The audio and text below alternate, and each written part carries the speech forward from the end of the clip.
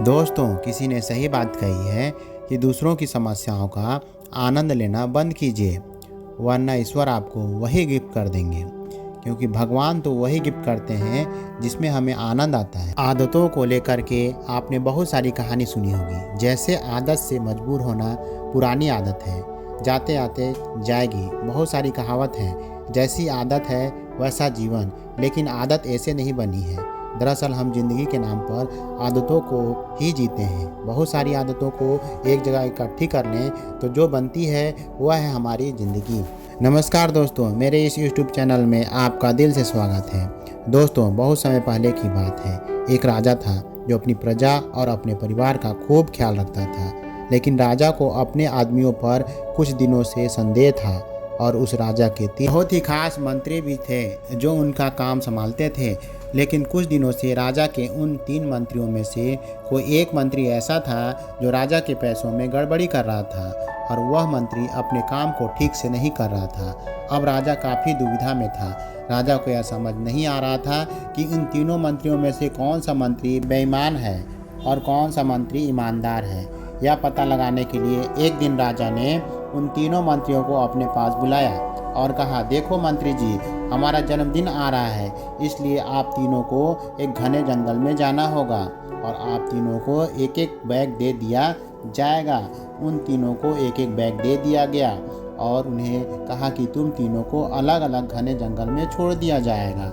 उस जंगल में तुम लोगों को फल के पेड़ को ढूंढना है और अच्छे अच्छे और ताज़ा फल से इस थैले को पूरा भरकर लाना है और तुम तीनों के पास सिर्फ आज तक का ही समय है। राजा के कहे अनुसार उन तीनों मंत्रियों को जंगल में छोड़ आए। उसके बाद वह तीनों मंत्री जंगल में आ गए। उसके बाद पहला मंत्री बहुत ईमानदार और मेहनती था, तो उसने राजा के लिए बहुत सारे अलग अलग और अच्छे और ताज़े फल से अपने थैले को पूरा भर लिया। लेकिन उसे यह सब करने के लिए बहुत मेहनत करनी पड़ी। उसने अपना काम पूरा कर लिया था। वह बहुत थक चुका था और उसने अपना काम ईमानदारी से भी किया था। अब दूसरा मंत्री जो था वो बहुत ही चालाक था। उसने सोचा, राजा के पास इतना समय थोड़ी है वह यह सब जांच करे कि मैंने अच्छे फल लाए हैं या खराब। तो बिना ज़्यादा मेहनत किए उसने जैसे ही फल ज़मीन पर पड़े मिले उसने वह अपने थैले में रख लिया, बिना यह सोचे कि वह अच्छे हैं या खराब। जो उसे ज़मीन पर पड़े फल मिले थे वह बहुत ज़्यादा खराब थे और वह आराम से पेड़ के नीचे बैठ गया। अब तीसरा मंत्री था, वो बहुत ही ज़्यादा बेईमान था और आलसी था।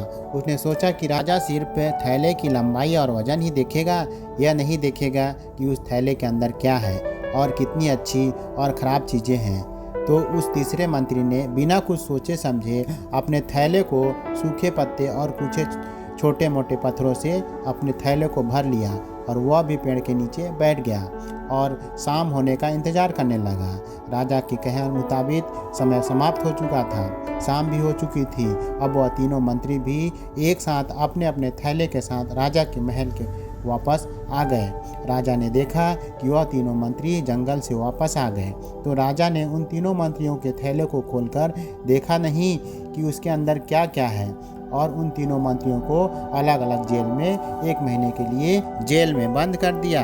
राजा ने सिपाहियों को यह आदेश दिया कि इन तीनों को 1 महीने तक खाना नहीं दिया जाएगा और यह तीनों भी 1 महीने तक वही फल खाएंगे जो इन तीनों ने कल से अपने थैले में भरकर लाए हैं।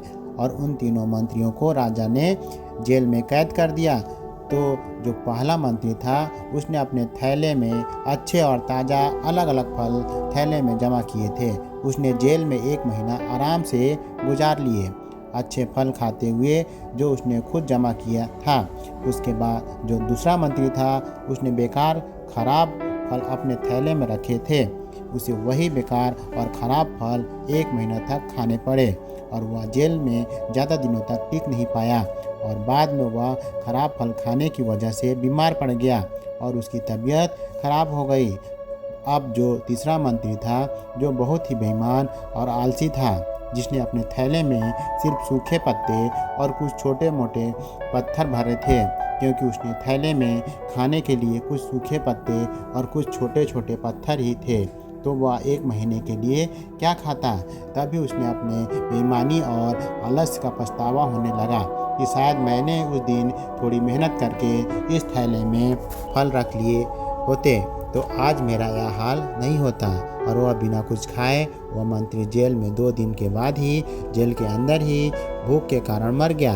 तो देखो दोस्तों, इस कहानी से हमें यह सीख मिलती है कि हम जो आलस और बेईमानी करते हैं, बेईमानी मतलब अपने ही काम में अपना कुछ नहीं करना, अपना मन नहीं लगाना और खाली बैठे रहना, तो उससे आज तो हमें कोई फ़र्क नहीं पड़ता। आज तो हम अपने काम में आलस करके आराम कर लेते हैं, लेकिन कल भविष्य में कुछ दिन बाद हमें उस पर पछतावा होता है। आपने बहुत से लोगों को यह कहते हुए सुना होगा कि काश मैं उस समय ऐसा कर लेता तो आज उस इंसान की जगह मैं होता, लेकिन उस समय पर उन लोगों ने आलस को अपनाया था, इसलिए वह आज जहाँ के वहीं हैं और जिसने मेहनत को अपनाया था वह इंसान अपनी मंजिल से आगे बढ़ गया।